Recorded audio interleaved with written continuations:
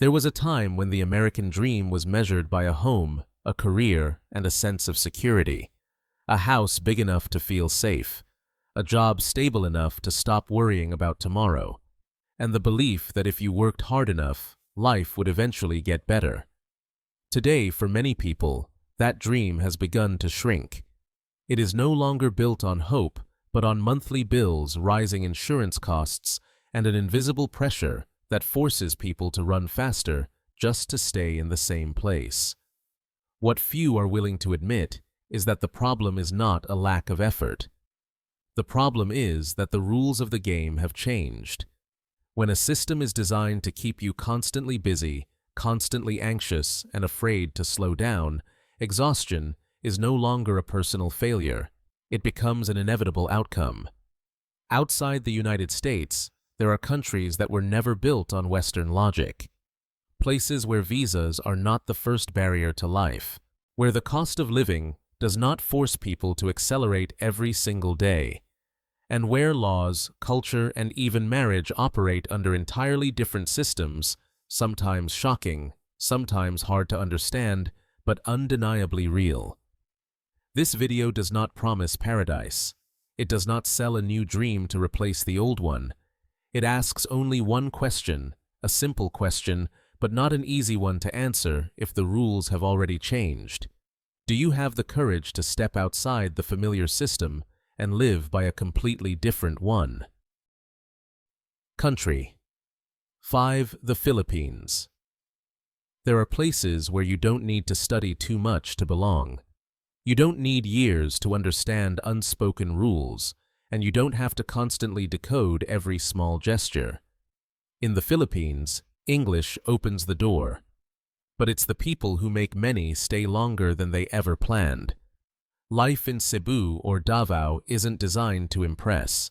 Mornings begin with the familiar sound of jeepneys, small roadside cafes, and a rhythm that doesn't rush you forward.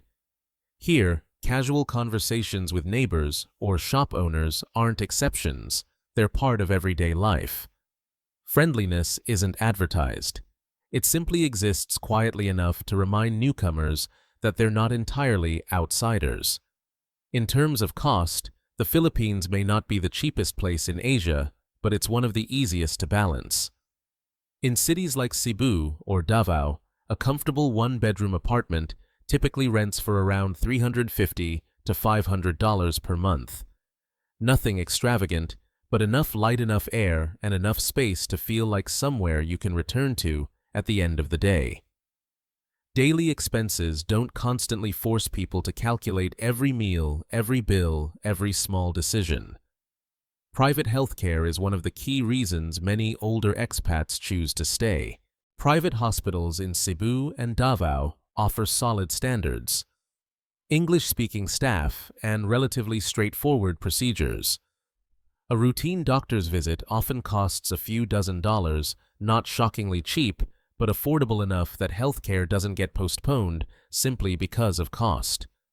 When it comes to residency, the Philippines offers a rare sense of breathing room. U.S. citizens can enter visa-free initially and extend their stay with relative ease. For those over 50, the SRRV program provides a stable long-term residency option, allowing indefinite stay with flexible entry and exit without the constant pressure of short-term visa renewals. For many retirees, this sense of stability matters more than anything else. In terms of marriage and family life, the Philippines is legally a monogamous society. Polygamy exists only within certain Muslim communities in the southern regions and does not apply to the majority of foreigners. That said, social life here isn't rigidly boxed in. Relationships tend to develop slowly, grounded in family community and long-term presence rather than grand declarations. The Philippines is not paradise. It has congested traffic, slow bureaucracy at times, and days when the weather feels heavy. But in return, it offers a pace of life where people are not measured by speed, not pressured to prove success every single day. Here, slowing down is allowed. The Philippines is not perfect, but it is breathable. And sometimes for many people, that alone is enough. Country. 4. Thailand. Thailand is often described as paradise. Blue beaches, gentle smiles, inexpensive food, and a sense of freedom make it easy to believe that simply arriving is enough. But living here is not the same as traveling. Long-term life in Thailand requires disciplined paperwork and, above all, a clear understanding of the law. Without that, paradise can quickly turn into frustration. Chiang Mai offers a slower rhythm where mornings begin with light mist and small cafes tucked into quiet streets. Bangkok is the complete opposite: dense, efficient, sleepless, and driven by the pulse of a global megacity. Along the coast, places like Phuket or Koh Samui feel like extended vacations, but they are also where costs can rise quickly if you don't live like a local. Thailand gives you many options, and each one comes with its own price. In terms of cost, Thailand is no longer as cheap as it once was, but it remains manageable compared to Western countries. A one-bedroom apartment typically rents for around $400 to $700 per month, depending on the city and neighborhood. Food remains a major advantage, from street stalls to local restaurants. A good meal rarely costs more than a few dollars. But affordability only truly works when you adapt to local living rather than trying to recreate a Western lifestyle in Southeast Asia. Healthcare is one of Thailand's strongest advantages. The country has long been a leading medical hub in Asia, with modern private hospitals, clear procedures, experienced doctors, and prices far lower than in the United States. Routine checkups, common treatments, and even surgeries are accessible without creating long-term financial stress. For many retirees, this alone is reason enough to stay. When it comes to residency, Thailand is not vague. The system is clearly defined, especially the retirement visa for those over 50, with specific financial requirements and transparent rules. But clarity also brings discipline. Renewals must be on time, reporting requirements must be followed, and regulations are enforced. Thailand is not a place where flexibility replaces compliance. On marriage and family life, the reality needs to be stated clearly. Polygamy is not legal in Thailand. Multiple partner relationships may exist informally, but they carry no legal recognition or protection. Many misunderstandings come from exaggerated stories and media portrayals. Living long-term in Thailand requires respect for legal boundaries and cultural limits, and foreigners are not exempt. Thailand, in many ways, is a carefully balanced contradiction. It is easy to live in welcoming, convenient, and rich in experiences. But it is not a country with open rules. You are welcomed, not exempt.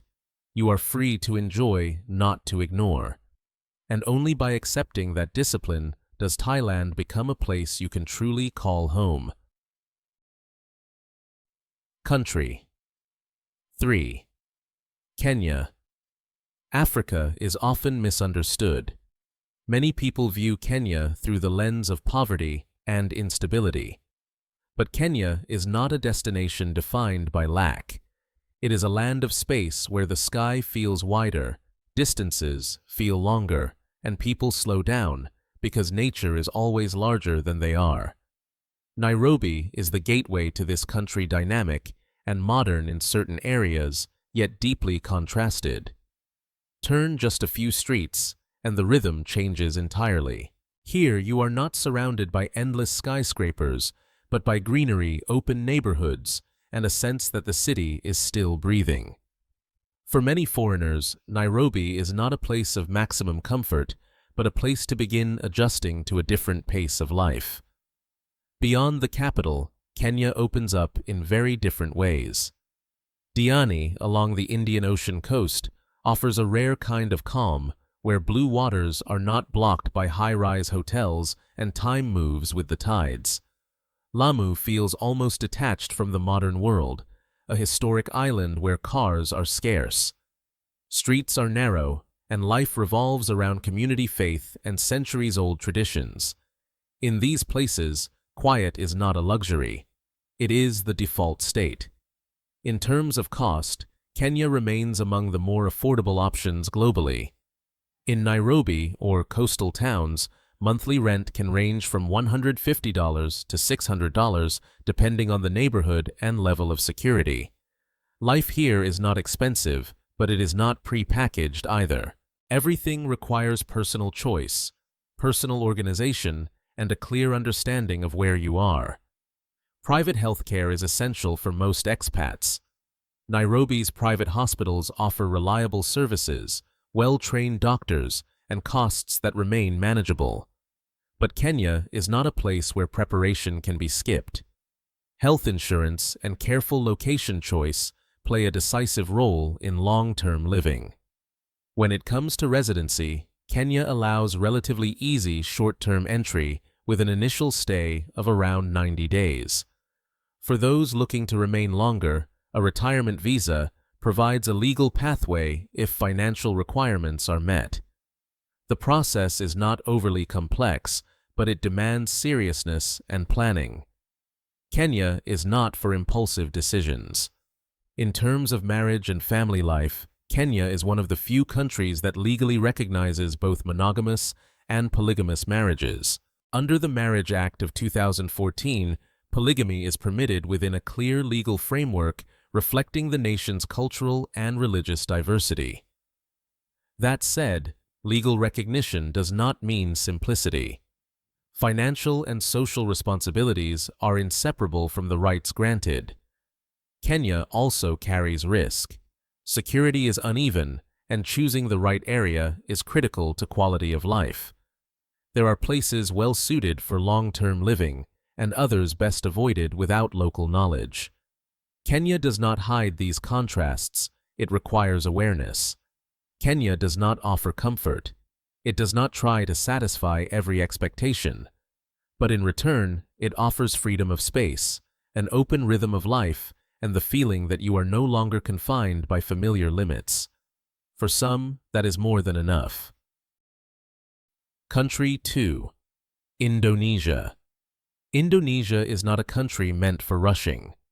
Time here is not measured by work schedules or phone notifications, but by daily rituals, shared meals, and the rhythm of community life. In Indonesia, if you try to move too fast, you will feel exhausted. But if you slow down, the country begins to reveal itself in its own quiet way. Bali is often the first doorway. Not just beaches or resorts, but narrow roads cutting through rice fields, temples where incense blends with the sound of bells, and the sense that spiritual life still flows through everyday routines.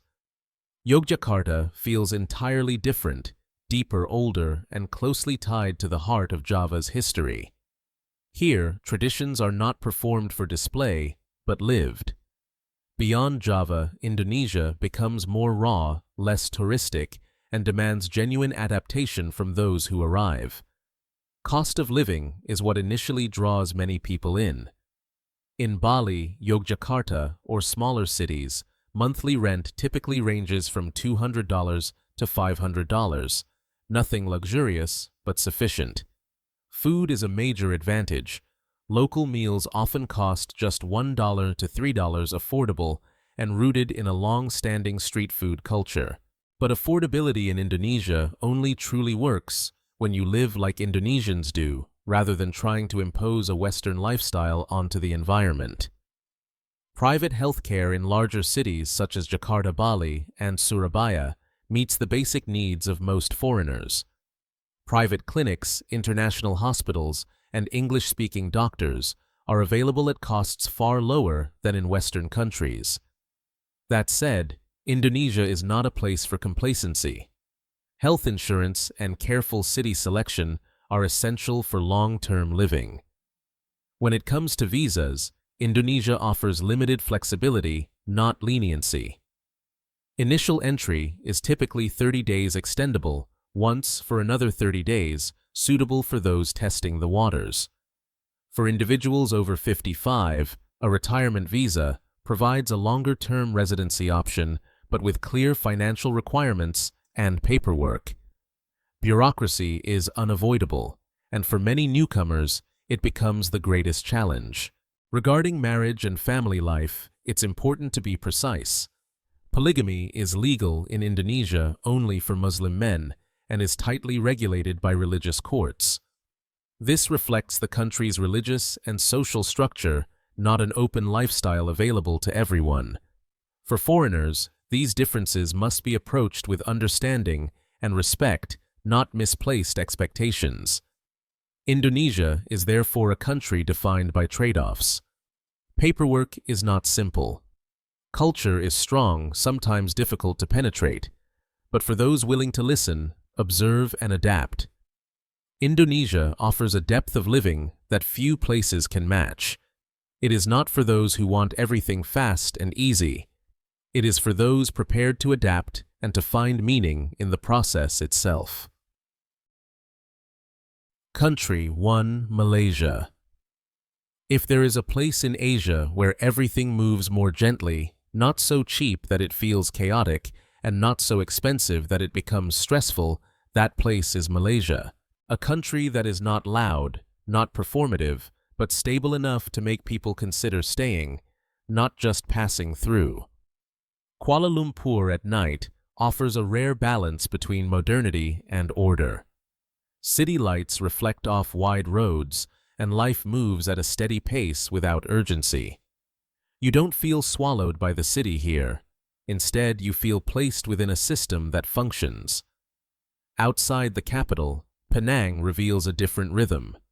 Local markets, family-run food stalls, familiar spices in the air, and a slower tempo of life. These places don't try to impress. They exist to support everyday living. Cost of living is one of the reasons many people take Malaysia seriously. A one-bedroom apartment typically rents for around $250 to $600 per month, depending on the city and neighborhood. Eating out is easy and accessible, with local meals costing roughly $3 to $5, satisfying, flavorful, and not a financial burden. Utilities, such as electricity, water, and internet, usually fall between $50 and $75 per month, not unusually cheap, but stable and predictable. Socially, Malaysia is a multi-ethnic country where Malays, Chinese, and Indians coexist within a relatively balanced framework. For foreigners, this creates an environment that is easier to integrate into. You're not expected to fully assimilate into a single identity. You can live alongside differences, respect boundaries, and still feel safe in everyday life. Healthcare is one of Malaysia's clearest strengths. The country has long invested in medical tourism, developing modern private hospitals, well-trained doctors, and services that cost significantly less than in Western countries. Healthcare here is accessible, organized, and not something that constantly weighs on long-term decision-making. In terms of residency, Malaysia allows visa-free entry for up to 90 days, giving newcomers time to experience daily life before making larger commitments. The Malaysia. My second home program was once a major draw for long-term residents, but its requirements have become more restrictive in recent years. It is no longer an easy pathway, and that reality needs to be understood clearly from the beginning. When it comes to marriage and legal structure, clarity matters. Polygamy in Malaysia is legal only for Muslim men and is strictly regulated by religious courts. These laws do not apply to the vast majority of foreigners and should not be misunderstood as an open legal option. Understanding these limits is essential for anyone considering long-term life in the country. Malaysia does not offer adventure. It does not promise extremes, excitement, or constant novelty. But what it does offer is the feeling of being able to stay a life with order, rhythm, and enough stability that tomorrow does not feel like a constant source of pressure. For many, that quiet reliability is precisely what makes Malaysia valuable. No country gives you everything. Every choice comes with limits. Every system demands a trade-off. But there are places that give you enough to slow down, enough to feel lighter, and enough to take back control over how you live each day. not by running away, but by stepping into a different rhythm of life. So the question is not which country is the best. There is no single answer for everyone.